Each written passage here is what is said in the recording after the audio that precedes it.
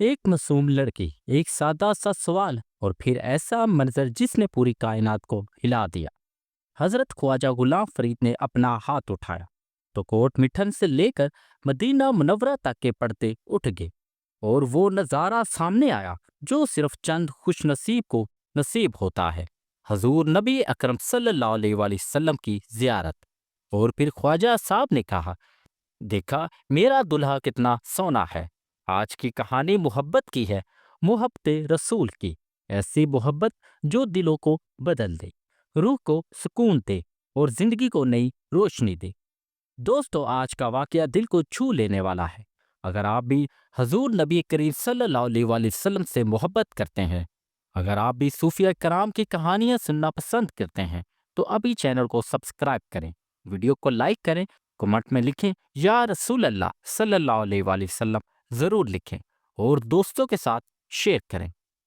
پنجاب کی سرائکی زمین پر وہ علاقہ جہاں روحانیت کے چشمے بہتے ہیں، جہاں ہر گاؤں میں کوئی نہ کوئی بزرگ کا بازار ہے، جہاں لوگوں کے دلوں میں اللہ اور اس کے رسول کی محبت رچی بسی ہے۔ 19ویں صدی میں اسی سرزمین پر ایک ایسی شخصیت نے جنم لیا جس نے سرائکی شاعری کو نئی بلندیوں پر پہنچایا، جس نے اپنی محبت بھری کافیوں سے لاکھوں دلوں کو محبت رسول سے معمور کیا۔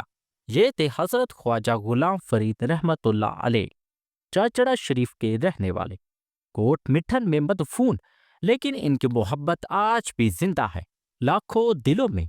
خواجہ غلام فرید 1265 عیسوی میں چاچڑا شریف بہاولپور میں پیدا ہوئے۔ ان کے والد خواجہ غلام بخش محبوب الہی خود ایک بڑے بزرگ تھے۔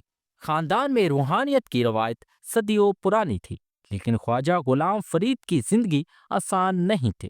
4-5 سال کی عمر میں والدہ کا سایہ سر سے اٹھ گیا۔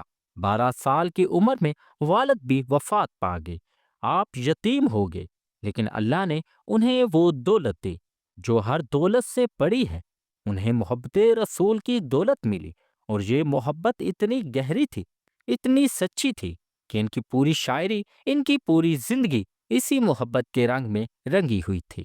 آج میں آپ کو ایک ایسا واقعہ سناتا ہوں جو آپ کی محبت رسول کی گہرائی کو ظاہر کرتا ہے۔ یہ واقعہ ہے اس زمانے کا جب خواجہ غلام فرید کوٹ مٹھن میں رہتے تھے۔ کوٹ مٹھن دریائے سندھ کے کنارے ایک چھوٹی سی بستی تھی۔ یہاں خواجہ صاحب نے اپنا آخری دور گزارا۔ ایک دن ایک لڑکی ان کی خدمت میں حاضر ہوئی۔ یہ لڑکی سادہ تھی، معصوم تھی، اور جیسا کہ لوگ کہتے ہیں کم عقل تھی، لیکن دل کی بہت صاف تھی۔ اللہ والوں کو ایسے ہی لوگ پسند آتے ہیں جن کے دل صاف ہوں۔ لڑکی نے جب خواجہ صاحب کی بارگاہ میں قدم رکھا تو بڑے ادب سے سلام کیا۔ السلام علیکم حضرت۔ خواجہ صاحب نے مہربانی سے جواب دیا، وعلیکم السلام بیٹی۔ خواجہ صاحب نے پیار سے پوچھا، بیٹی کیا حال ہے تمہارا؟ لڑکی نے جواب دیا، جی سائیں میں ٹھیک ہوں۔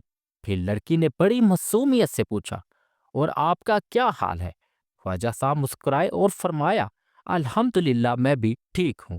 تھوڑی دیر بعد خواجہ صاحب نے پوچھا، بیٹی تمہارے والد کا کیا حال ہے؟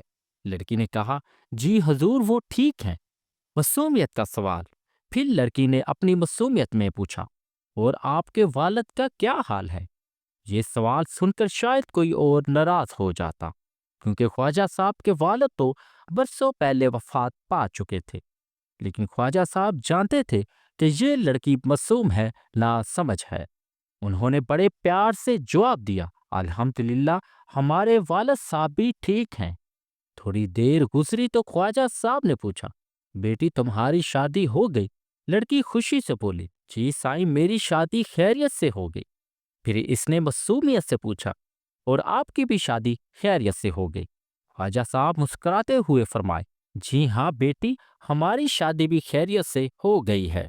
یہ سن کر کچھ لوگ حیران ہوئے۔ خواجہ صاحب شادی شدہ تو تھے، لیکن یہ جواب کس معنی میں تھا؟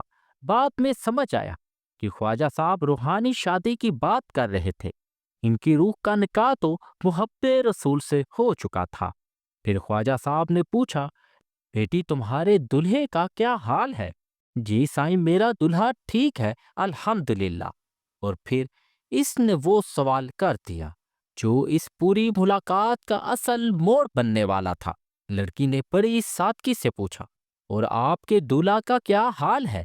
اس سوال پر خواجہ صاحب کے چہرے پر ایک خاص نور آ گیا، ان کی آنکھوں میں ایک چمک آ گئی۔ انہوں نے جواب دیا، الحمدللہ، ہمارا دولہا بھی بہت ٹھیک ہے۔ تھوڑی دیر گزری تو خواجہ صاحب غلام فرید نے لڑکی سے فرمایا، بیٹی کبھی اپنا دولہا دکھاؤ۔ جی سائیں، اگلی بار جب میں آؤں گی تو اپنے دلہے کو ساتھ لے آؤں گی، آپ سے ملاقات کروا دوں گی۔ اور پھر لڑکی نے اپنی معصومیت میں وہ بات کہہ دی جو کسی نے سوچا بھی نہیں تھا۔ اس نے کہا، خواجہ صاحب کبھی آپ بھی اپنا دولہا دکھائیں۔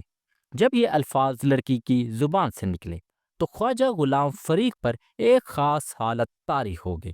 وہ وجد میں آ گئے، ان کی روح میں ایک حرکت ہوئی، محبت کا سمندر امڈ آیا۔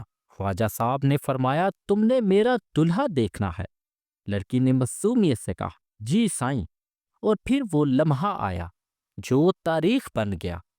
خواجہ غلام فرید نے اپنا دستے مبارک اٹھایا، اور جیسے ہی انہوں نے اپنا ہاتھ اٹھایا ایک عجیب کیفیت طاری ہوئی۔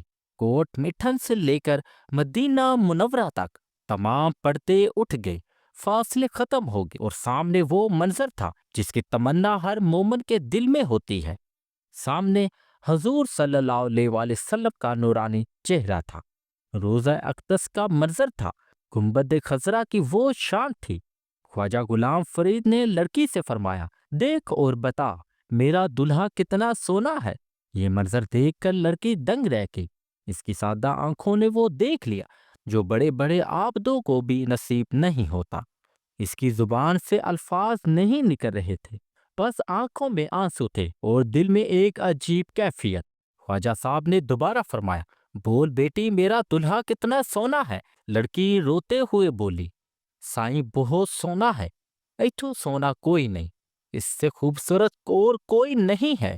یہ واقعہ ہمیں سکھاتا ہے، پہلی بات، خواجہ غلام فرید کی محبت رسول صرف زبانی نہیں تھی، یہ دل کی گہرائی میں بھی بسی ہوئی تھی۔ وہ اپنے آپ کو حضور کا عاشق سمجھتے تھے۔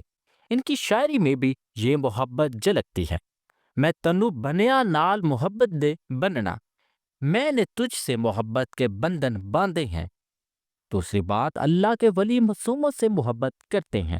لڑکی کم عقل تھی لیکن دل کی صاف تھی، اور خواجہ صاحب نے اسے وہ دکھا دیا جو بڑے بڑے عالموں کو نہیں دکھاتے۔